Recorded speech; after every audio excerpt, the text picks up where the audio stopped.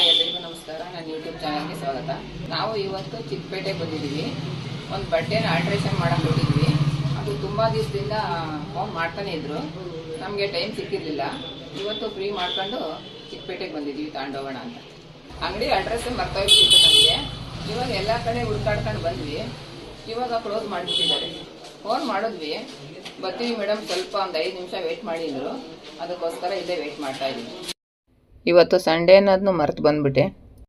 ಬೇಸಿಗೆ ಅಲ್ವಾ, ಬಿಸಿಲಾಗ್ಬಿಡುತ್ತೆ ಅಂತ ಅದಕ್ಕೋಸ್ಕರ ಬೇಗ ಬರೋಣ ಅಂತ ಬಂದೆ. ಬಟ್ಟೆ ಆಲ್ಟ್ರೇಷನ್ ಮಾಡಿಕೊಡಿ ಅಂತ ಕೊಟ್ಟಿದ್ವಿ. ಸ್ವಲ್ಪ ಲೂಸ್ ಇತ್ತು, ಟೈಟ್ ಮಾಡಿಕೊಡಿ ಅಂತ ಕೊಟ್ಟಿದ್ವಿ. ಡಿಸೈನರ್ ವೇರ್ ಬಟ್ಟೆ ಅದು, ಅದಕ್ಕೆ ಚಿಕ್ಕಪೇಟೆಲ್ಲೇ ಕೊಟ್ಟಿದ್ವಿ ಆಲ್ಟ್ರ್ ಮಾಡೋಕ್ಕೆ. ನಾವು ಯಾವಾಗಲೇ ಡಿಸೈನರ್ ವೇರ್ ಬಟ್ಟೆ ತಗೊಂಡ್ರು ಚಿಕ್ಕಪೇಟೆಲ್ಲೇ ಆಲ್ಟ್ರ್ ಮಾಡಿಸೋದು. ಮನೆ ಅಕ್ಕಪಕ್ಕ ಇರೋ ಟೈಲರ್ಗಳಿಗೆ ಕೊಡೋಕೆ ಹೋಗಲ್ಲ. ಚಿಕ್ಕಪೇಟೆಯಲ್ಲಿ ಹೊಸ ಅಂಗಡೀಲಿ ಆಲ್ಟ್ರೇಷನ್ ಮಾಡೋಕೆ ಕೊಟ್ಬಿಟ್ಟಿದ್ವಿ ಈ ಸಲ. ಹಂಗಾಗಿ ಸ್ವಲ್ಪ ಅಡ್ರೆಸ್ ಗೊತ್ತಾಗಲಿಲ್ಲ. ಬೆಳಗ್ಗೆ ಒಂದು 8:30 ಹಂಗೆ ಬಂದ್ವಿ. ತುಂಬ ತಿಂಗಳಾಯ್ತಲ್ಲ, ಅಂಗಡಿ ಅಡ್ರೆಸ್ಸೇ ಮರ್ತೋಗ್ಬಿಟ್ಟಿತ್ತು. ವಿಸಿಟಿಂಗ್ ಕಾರ್ಡ್ ಕೊಟ್ಟಿದ್ರು, ಅದನ್ನು ಎಲ್ಲ ಕಳೆದಾಕೊಂಬಿಟ್ಟಿದ್ವಿ. ಹಂಗಾಗಿ ತುಂಬ ಹೊತ್ತು ಹುಡ್ಕಾಡ್ತಾ ಇದ್ವಿ. ಸ್ವಲ್ಪ ಗಲ್ಲಿ ಒಳಗಡೆ ಇರುತ್ತೆ ಅದು ಅಂಗಡಿ. ಅಕ್ಕಪಕ್ಕ ರೋಡ್ಗಳೆಲ್ಲ ಓಡಾಡಿದ್ದೀವಿ, ಆದರೆ ಅಂಗಡಿ ಯಾವುದು ಅಂತ ಗೊತ್ತೇ ಆಗಿಲ್ಲ. ಅಂಗಡಿಗಳೆಲ್ಲ ಆವಾಗ ತಾನೇ ಓಪನ್ ಮಾಡ್ತಾಯಿದ್ರು. ಹೊರಗಡೆ ಬಟ್ಟೆ ಎಲ್ಲ ಹಾಕಿರ್ಲಿವಲ್ಲ, ಹಂಗಾಗಿ ತುಂಬ ಹೊತ್ತು ಹುಡ್ಕೊಡಂಗಾಯಿತು. ಅಂಗಡಿ ಓಪನ್ ಆಗಿ ಬಟ್ಟೆಗಳೆಲ್ಲ ಆಚೆ ಹಾಕ್ಬಿಟ್ಟಿದ್ರೆ ಗೊತ್ತಾಗ್ಬಿಡ್ತಿತ್ತು ಅಂಗಡಿ ಯಾವುದು ಅಂತ. ಅಕ್ಕಪಕ್ಕದ ಅಂಗಡಿನಾದರೂ ನೋಡಿ ಕಂಡಿಡ್ಕೋಬೋದಿತ್ತು. ಆದರೆ ಅಕ್ಕಪಕ್ಕದ ಅಂಗಡಿನೂ ಕೂಡ ಓಪನ್ ಆಗಿರಲಿಲ್ಲ. ಹಂಗಾಗಿ ಸುಮಾರು ಹೊತ್ತು ಓಡಾಡಿ ಕೊನೆಗೂ ಅಂಗಡಿ ಯಾವುದು ಅಂತ ಕಂಡಿಡ್ಕೊಂಡ್ವಿ. ಅಂಗಡಿ ಯಾವುದು ಅಂತ ಗೊತ್ತಾಯಿತು, ಆದರೆ ಅಂಗಡಿ ಬಾಕ್ಲಾಕ್ಬಿಟ್ಟಿತ್ತು. ಇವತ್ತು ಸಂಡೇ, ಅಂಗಡಿ ಓಪನ್ ಇರಲ್ಲ ಅನ್ನೋದು ಮರೆತೇ ಹೋಯಿತು ನನಗೆ. ಫೋನ್ ಮಾಡಿದಾಗ ಅವ್ರು ಬರೋದು ಇನ್ನೂ ಲೇಟ್ ಆಗುತ್ತೆ ಅಂತಂದರು. ಅದಕ್ಕೆ ಚಿಕ್ಕಪೇಟೆಯಲ್ಲಿ ಆ ಕಡೆ ಈ ಕಡೆ ನೋಡ್ಕೊಂಬರೋಣ ಅಂತ ಹೋದ್ವಿ. ಮಿಕ್ಕಿದ ದಿನಗಳಲ್ಲೇ ಚಿಕ್ಕಪೇಟೆ ಒಂಥರ ಕಾಣುತ್ತೆ, ಸಂಡೇನೇ ಒಂಥರ ಡಿಫ್ರೆಂಟಾಗಿ ಕಾಣುತ್ತೆ. ಯಾಕೆಂದರೆ ಸಂಡೇ ಬಜಾರ್ ಬೇರೆ ಇತ್ತು, ಹಂಗಾಗಿ ತುಂಬ ಜನ ಸೇರಿದರು. ನಾನು ಬೆಳಗ್ಗೆ ಹೋದಾಗ ಇದೇನಿದು ಇಷ್ಟೊಂದು ಜನ ಇದ್ದಾರೆ ಅಂತ ಅಂದ್ಕೊಂಡೆ. ಆಮೇಲೆ ಗೊತ್ತಾಯಿತು ಇವತ್ತು ಸಂಡೇ ಬಜಾರು ಅಂತ. ಅದು ಬೇರೆ ಬಿಸಿಲು ಬೇರೆ ಜಾಸ್ತಿ ಆಗ್ತಾಯಿತ್ತು. ಅಂಗಡಿಯವ್ರು ಬೇರೆ ಬರೋದಕ್ಕೆ ತುಂಬ ಲೇಟ್ ಮಾಡ್ತಾಯಿದ್ರು. ಸಂಡೇ ಬಜಾರಲ್ಲಿ ಸೆಕೆಂಡ್ ಹ್ಯಾಂಡ್ ವಸ್ತು ಜಾಸ್ತಿ ಸಿಗುತ್ತೆ. ಬಟ್ಟೆಗಳೆಲ್ಲ ಕಡಿಮೆ ಬೆಲೆಗೆ ಸಿಗುತ್ತೆ, ಆದರೆ ನನಗೇನೋ ಅದು ಸೆಕೆಂಡ್ ಹ್ಯಾಂಡ್ ವಸ್ತುಗಳು ಇಷ್ಟ ಆಗಲ್ಲ. ಶೂಗಳೆಲ್ಲ ಬ್ರ್ಯಾಂಡೆಡ್ಡೇ ಸಿಗುತ್ತೆ, ಏನೋ ನನಗೆ ಇಷ್ಟನೇ ಆಗಲ್ಲ. ಸೆಕೆಂಡ್ ಹ್ಯಾಂಡ್ ವಸ್ತುಗಳನ್ನ ಉಪಯೋಗ್ಸೋಕೆ ಒಂಥರ ಬೇಜಾರು.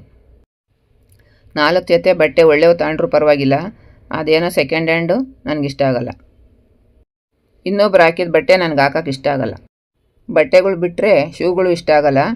ಸರ ಕ್ಲಿಪ್ಪು ಅಂಥವು ತಾಂತೀನಿ. ಈ ಸರ ಕ್ಲಿಪ್ಪು ಎಲ್ಲ ಚೆನ್ನಾಗಿರೋ ತಂದಿಟ್ಟಿರ್ತಾರೆ, ಆ ಥರದ್ದು ತಾಳಕ್ಕೆ ಇಷ್ಟಪಡ್ತೀನಿ. ಕಡಿಮೆ ಬೆಲೆನೂ ಇರುತ್ತೆ, ತುಂಬ ಚೆನ್ನಾಗೂ ಇರುತ್ತೆ. ತುಂಬ ಒಳ್ಳೊಳ್ಳೆ ಕಲೆಕ್ಷನ್ನೇ ಇಟ್ಟಿರ್ತಾರೆ. ಬಳೆ ಶಾಪಲ್ಲೂ ಅಷ್ಟೊಂದು ಇಟ್ಟಿರಲ್ಲ, ಅದಕ್ಕೆ ಇಲ್ಲೇ ಬಂದು ತಗೋಬೇಕು. ನಾನೇನು ಇವತ್ತು ತಗೊಳ್ಳೋ ಅಂತ ಐಡಿಯಾ ಇಟ್ಕೊಂಡು ಬಂದಿರಲಿಲ್ಲ, ಆದರೆ ಅವ್ರು ಬರೋದು ಲೇಟ್ ಆಯ್ತಲ್ಲ, ಅದಕ್ಕೆ ನೋಡ್ಕೊಂಡು ಹೋಗೋಣ ಅಂತ ಬಂದೆ. ಇಲ್ಲಿಂದಲೇ ಸರ, ಓಲೆ, ಬ್ಯಾಗು ಏನೇನೋ ತಗೊಂಡಿದ್ದೀವಿ. ಇವತ್ತಿಗೂ ಅದೆಲ್ಲ ಚೆನ್ನಾಗಿದೆ. ಇಲ್ಲಿ ಒಬ್ಬರು ಅಂಗಡಿಯವ್ರು ಇದ್ದರು, ನಾವು ಯಾವಾಗಲೂ ಅಲ್ಲೇ ಬಟ್ಟೆ ತಾಂತಾ ಇದ್ದಿದ್ದು. ಒಳ್ಳೊಳ್ಳೆ ಬಟ್ಟೆ ಪೀಸ್ಗಳನ್ನ ಇಟ್ಟಿರ್ತಾಯಿದ್ರು. ಒಳ್ಳೊಳ್ಳೆ ಹೊಸ ಡಿಸೈನ್ನೇ ನಮಗೋಸ್ಕರ ಎತ್ತಿಡ್ತಾಯಿದ್ರು. ಯಾಕಂದರೆ ನಾವು ತುಂಬ ಪರಿಚಯ, ಅದಕ್ಕೋಸ್ಕರ. ಫೋನ್ ಮಾಡಿ ಕರೆಯೋರು, ಮೇಡಮ್ ಹೊಸ ಡಿಸೈನ್ ಬಂದಿದೆ, ಒಳ್ಳೊಳ್ಳೇದು ಬಂದಿದೆ, ಬಂದು ತಗೊಂಡೋಗಿ ಅಂತ ಕರೆಯೋರು. ಹಬ್ಬ ಇರೋವಾಗ ಸ್ಟಾಕ್ ಬಂದಿದ ತಕ್ಷಣ ಫೋನ್ ಮಾಡಿ ಕರೆಯೋರು. ಅಲ್ಲಿಂದ ಬಟ್ಟೆ ಪೀಸ್ ತಗೊಂಡು ನಮ್ಮ ಮನೆ ಹತ್ರ ಇರೋ ಟೈಲರಿಗೆ ಕೊಟ್ಟು ಒಳ್ಳೊಳ್ಳೆ ಚೂಡಿದಾರ್ ಹೊಲಿಸ್ತಾಯಿದ್ವಿ. ಲೆಹಂಗಾ, ಡಿಸೈನರ್ ವೇರ್ ಬಟ್ಟೆ ತಗೊಳ್ಳೋದಕ್ಕೆ ಬೇರೆ ಕಡೆ ಅಂಗಡಿಗೆ ಹೋಗ್ತಾಯಿದ್ವಿ. ಆದರೆ ಚೂಡಿದಾರ್ ಮಾತ್ರ ಇದೇ ಅಂಗಡೀಲಿ ತಗೊತಾಯಿದ್ವಿ. ಅಂಗಡಿಯವ್ರನ್ನಾದರೂ ಮಾತಾಡ್ಸ್ಕೊಂಬರೋಣ ಅಂತ ಹೋದ್ವಿ, ಅವರು ಬಾಕ್ಲಾಕ್ಬಿಟ್ಟಿದ್ರು. ಬಟ್ಟೆ ಆಲ್ಟ್ರೇಷನಿಗೆ ಕೊಟ್ಟಿದ್ವಲ್ಲ, ಅವ್ರು ಬಂದ್ರ ಅಂತ ಇನ್ನೊಂದು ಸಲ ಫೋನ್ ಮಾಡಿದ್ವಿ. ಅವರು ಫೋನ್ ಮಾಡಿದಾಗ ಇನ್ನೊಂದು ಸ್ವಲ್ಪ ಲೇಟ್ ಆಗುತ್ತೆ ಮೇಡಮ್ ಅಂದರು. ಅದಕ್ಕೆ ಕಚೋರಿನಾರು ತಿನ್ಕೊಂಬರೋಣ ಅಂತ ಹೋದ್ವಿ. ಬೆಳಿಗ್ಗೆ ಬೇಗನೆ ಬಂದ್ವಲ್ಲ, ಮನೇಲಿ ತಿಂಡಿ ಏನೂ ಮಾಡಿರಲಿಲ್ಲ. ನಾನು ತಿಂಡಿ ತಿನ್ಕೊಂಡು ಹೋಗೋಣ ಅಂತ ಹೇಳಿದೆ. ಇಲ್ಲ ಬೇಡ, ಲೇಟ್ ಆಗುತ್ತೆ ಅಂತ ನನ್ನ ಮಗಳು ಹೇಳಿದ್ಲು. ರಾಗಿ ಗಂಜಿನಾದರೂ ಕುಡ್ಕೊಂಡು ಹೋಗೋಣ, ಅದನ್ನಾದರೂ ಮಾಡಿಕೊಡ್ತೀನಿ ಹಿಂದೆ. ಇಲ್ಲ ಲೇಟ್ ಆಗುತ್ತೆ ಅಂತ ಹೊರಟೇ ಬಿಟ್ಲು. ಇಲ್ಲಿ ನೋಡಿದ್ರೆ ಯಾರೂ ಬಂದಿರಲೇ ಇಲ್ಲ. ಇಲ್ಲಿ ಹೋಟ್ಲಿಗೆ ಹೋಗಿ ಏನಾದರೂ ತಿನ್ನೋಣ ಅಂತ ಅಂದ್ಕೊಂಡ್ವಿ. ಅದ್ಯಾಕೆ ಹೋಟ್ಲಿಗೆ ಹೋಗೋಕೆ ಮನಸ್ಸೇ ಆಗಲಿಲ್ಲ. ತುಂಬ ಚೆನ್ನಾಗಿ ಇಲ್ಲೊಬ್ಬರು ಕಚೋರಿ ಮಾಡ್ತಾರೆ, ಅದನ್ನಾರು ತಿನ್ನೋಣ ಅಂತ ಹೋದ್ವಿ. ತುಂಬ ವರ್ಷದಿಂದ ಕಚೇರಿ ಮಾಡ್ತಾರೆ. ಅವರೆಲ್ಲೋ ಸಿಗಲಿಲ್ಲ, ಅದಕ್ಕೆ ಬೇರೆ ಅಂಗಡಿಗೆ ಹೋದ್ವಿ. ನಾವು ಹೋಗೋ ಅಂಗಡೀಲಿ ಈರುಳ್ಳಿ ಹಾಕ್ತಾರೆ, ಸೇವು ಹಾಕ್ತಾರೆ, ಮೊಸರು ಹಾಕ್ತಾರೆ, ಹಂಗಾಗಿ ಚೆನ್ನಾಗಿ ಮಾಡ್ತಾರೆ. ಆದರೆ ಇವರೇನು ಹಾಕಿರಲಿಲ್ಲ, ಖಾರ ಸ್ವೀಟು ಅಷ್ಟು ಹಾಕ್ಕೊಟ್ಟಿದ್ರು. ಮನೆಗೆ ಸ್ಕ್ರೀನ್ ಬೇಕಾಗಿತ್ತು. ಸರಿ ಸ್ಕ್ರೀನ್ ಆದರೂ ತಗೊಳ್ಳೋಣ ಅಂತ ಬಂದ್ವಿ. ಈ ಸರಿ ಕಲರ್ ಸ್ಕ್ರೀನ್ಗಳು, ಡಿಸೈನ್ ಇರೋ ಸ್ಕ್ರೀನ್ಗಳು ಬೇಡ ಅಂತ ಅಂದ್ಕೊಂಡು ಹೋಗಿದ್ವಿ. ಪ್ಲೇನ್ ಇರಬೇಕು, ವೈಟ್ ಕಲರ್ ಸ್ಕ್ರೀನ್ ಬೇಕು ಅಂತ ಹೋಗಿದ್ವಿ. ಎಷ್ಟೋ ಅಂಗಡಿಗಳಲ್ಲಿ ಹುಡ್ಕಾಡ್ಬಿಟ್ವಿ, ವೈಟ್ ಕಲರ್ ಸ್ಕ್ರೀನ್ ಸಿಗಲೇ ಇಲ್ಲ. ಕ್ರೀಮ್ ಕಲರ್ ಇದೆ ಅಂತ ಹೇಳ್ತಾಯಿದ್ರು, ಕಲರ್ ಇದೆ ಅಂತ ಹೇಳ್ತಾಯಿದ್ರು. ನಮಗೆ ಅದೆಲ್ಲ ಇಷ್ಟ ಇರಲಿಲ್ಲ, ಅದಕ್ಕೆ ವೈಟ್ ಕಲರ್ನೇ ತಗೊಳಕ್ಕೆ ಹೋದ್ವಿ. ಎಷ್ಟೋ ಅಂಗಡಿಗಳಲ್ಲಿ ಹುಡ್ಕಾಡಿದ್ವಿ, ಕೊನೆಗೂ ಒಂದು ಅಂಗಡೀಲಿ ವೈಟ್ ಕಲರ್ ಸ್ಕ್ರೀನ್ ಸಿಕ್ತು, ತಗೊಂಡು ಬಂದ್ವಿ. ಸ್ವಲ್ಪ ಬೆಲೆ ಜಾಸ್ತಿ ಹೇಳಿದ್ರು, ಸ್ವಲ್ಪ ಕಡಿಮೆ ಮಾಡಿಕೊಡಿ ಅಂತ ಕೇಳಿದ್ವಿ. ಇಲ್ಲಮ್ಮ ಆಗಲ್ಲ ಅಂದ್ಬಿಟ್ಟು ಅವ್ರು ಕಮ್ಮಿನೇ ಮಾಡಲಿಲ್ಲ. ಸರಿ ಇನ್ನೇನು ಮಾಡೋದು, ಯಾವ ಅಂಗಡಿಲೂ ಸಿಕ್ಕಲಿಲ್ವಲ್ಲ, ಅವ್ರು ಹೇಳ್ದಷ್ಟೇ ಕೊಟ್ಟು ತಗೊಂಡು ಬಂದ್ವಿ. ಇಲ್ಲಾಂದ್ರೆ ಅದಕ್ಕೆ ಇನ್ನೊಂದು ಸಲ ಬಂದು ಮತ್ತೆ ಹುಡ್ಕಾಡ್ಬೇಕಾಗುತ್ತೆ. 10 ಸಲ ಯಾರು ಓಡಾಡ್ತಾರೆ ಅಂತ ತಗೊಂಬಂದ್ಬಿಟ್ವಿ. ಇವತ್ತು ಸಂಡೇ ಬಜಾರ್ ಇದ್ದಿದ್ದರಿಂದ ನೋಡ್ತಾ ತುಂಬ ಜನ ಜಾಸ್ತಿ ಸೇರೋಕ್ಕೆ ಶುರುವಾಗಿಬಿಟ್ರು. ಬಿಸಿಲು ಬೇರೆ ಜಾಸ್ತಿ ಆಗ್ತಾಯಿತ್ತು. ಇನ್ನೇನು ಅಂಗಡಿಯವರು ಬಂದುಬಿಡ್ತಾರೆ ಅಂತ ಬೇಗ ತಗೊಂಡು ಹೊರಟ್ವಿ. ಮನೇಲಿ ಕೆಲಸ ಅಲ್ಲಲ್ಲೇ ಬಿಟ್ಟು ಬಂದಿದ್ದೀನಿ. ತುಂಬ ಕೆಲಸ ಬಾಕಿ ಇದೆ, ಇವಾಗ ಹೋಗಿ ಅದೆಲ್ಲ ಮಾಡಬೇಕು. ನಂಗೆ ಮನೆ ಕಡೆದೇ ಯೋಚನೆ, ಇಲ್ಲಿ ಬೇರೆ ಅವರು ಬರಲಿಲ್ವಲ್ಲ, ಅದು ತುಂಬ ಲೇಟ್ ಆಗ್ತಾಯಿತ್ತು. ಹಂಗಾಗಿ ನಾನು ಮನೆಗೆ ಹೋಗಿ ಕೆಲಸ ಮಾಡಬೇಕಲ್ಲ ಅಂತ ಅದೊಂದು ಕಡೆ ಯೋಚನೆ ಬರ್ತಾಯಿತ್ತು. ತಿಂಡಿ ಬೇರೆ ಮಾಡಿ ಬಂದಿರಲಿಲ್ಲ. ಮನೆಗೆ ಹೋಗಿದ ತಕ್ಷಣ ತಿಂಡಿ ಕೊಡು, ಊಟ ಕೊಡು ಅಂದರೆ ನಾನು ಹೆಂಗೆ ಮಾಡೋಣ, ನನಗೂ ಟೈಮ್ ಬೇಕಲ್ವಾ. ಮನೆಗೆ ಹೋಗಿ ಬಟ್ಟೆ ಒಗೆಯೋದು ಬೇರೆ ಇದೆ. ಅಯ್ಯೋ ಏನಪ್ಪ ಇಷ್ಟೊಂದು ಕೆಲಸ ಇವತ್ತು ಅನ್ನಿಸ್ಬಿಡ್ತು. ಬರೋದು ಬಂದುಬಿಟ್ಟಿದ್ದೀವಿ, ಇನ್ನೆಷ್ಟು ಸಲ ಬರೋದು ಅಂತ ಅಲ್ಲೇ ಕಾಯ್ತಾ ಇದ್ವಿ. ಅದೆಷ್ಟೇ ಲೇಟ್ ಆದರೂ ಪರವಾಗಿಲ್ಲ, ಮನೆ ಕೆಲಸ ಆಮೇಲೆ ನೋಡ್ಕೊಳ್ಳೋಣ ಅಂತ ಅಲ್ಲೇ ವೆಯ್ಟ್ ಮಾಡಿದ್ವಿ.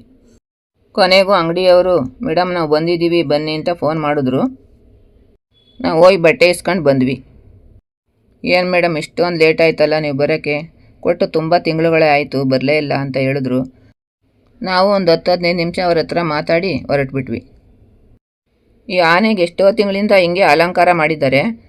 ನಾವು ಲಾಸ್ಟ್ ಟೈಮೇ ಫೋಟೋ ತೆಗೆಸ್ಕೊಳ್ಬೇಕು ಅಂತ ಅಂದ್ಕೊಂಡಿದ್ವಿ, ಆದರೆ ಆಗಿರಲಿಲ್ಲ. ಹೇಗಿದ್ರು ಇವಾಗ ಬಂದಿದ್ವಲ್ಲ, ಹಂಗೆ ಒಂದು ಫೋಟೋ ತೆಗೆಸ್ಕೊಂಬಿಡೋಣ ಅಂತ ತೆಗೆಸ್ಕೊತಾ ಇದ್ವಿ. ತುಂಬ ಬಿಸಿಲಾಗಿದ್ದರಿಂದ ಕಬ್ಬಿನ ಹಾಲು ಕುಡಿಯೋಣ ಅಂತ ಹೊರಟ್ವಿ.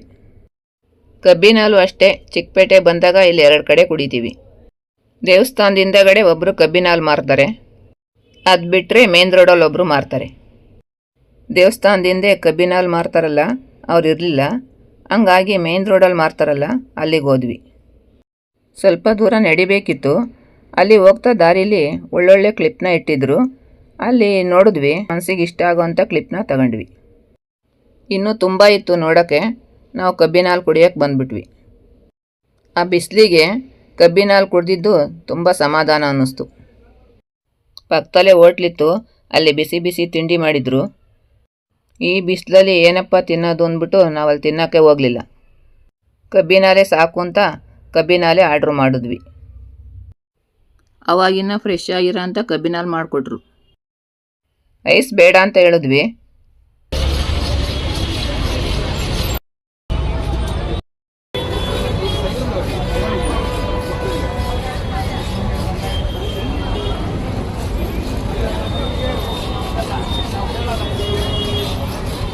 ಕಬ್ಬಿನ ಅಂಗಡಿ ಹತ್ರನೂ ತುಂಬ ಜನ ಸೇರಿದ್ರು. ಅವರು ಕಬ್ಬಿನ ಹಾಲು ಕುಡಿಯೋಕ್ಕೆ ನಿಂತಿದ್ರು. ಅದೇ ರೋಡಲ್ಲಿ ಸಂಡೇ ಬಜಾರ್ ಬೇರೆ ನಡೆಯುತ್ತೆ, ಹಂಗಾಗಿ ಜನ ಆ ಕಡೆ ಈ ಕಡೆ ಓಡಾಡ್ತಾನೆ ಇದ್ದರು. ಆಲ್ರೆಡಿ ಅಲ್ಲೇ ಲೇಟಾಗಿ ಹೋಯಿತು.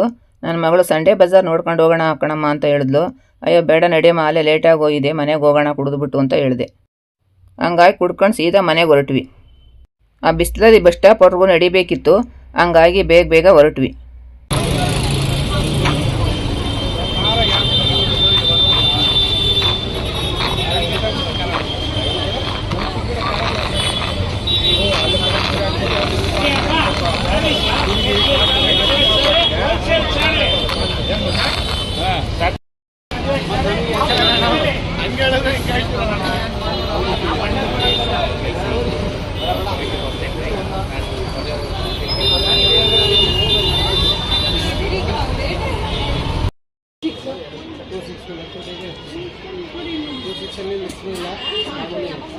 ಈ ವಿಡಿಯೋನ ಇಲ್ಲಿಗೆ ಮುಗಿಸ್ತಾ ಇದ್ದೀನಿ. ನಾನು ಅಂದ್ಕೊಳ್ತೀನಿ ಇವತ್ತಿನ ವಿಡಿಯೋ ನಿಮಗೆ ಇಷ್ಟ ಆಗಿದೆ ಅಂತ. ಈ ವಿಡಿಯೋ ನಿಮಗೆ ಇಷ್ಟ ಆಗಿದ್ದರೆ ದಯವಿಟ್ಟು ಲೈಕ್ ಮಾಡಿ, ಶೇರ್ ಮಾಡಿ, ಸಬ್ಸ್ಕ್ರೈಬ್ ಮಾಡಿ.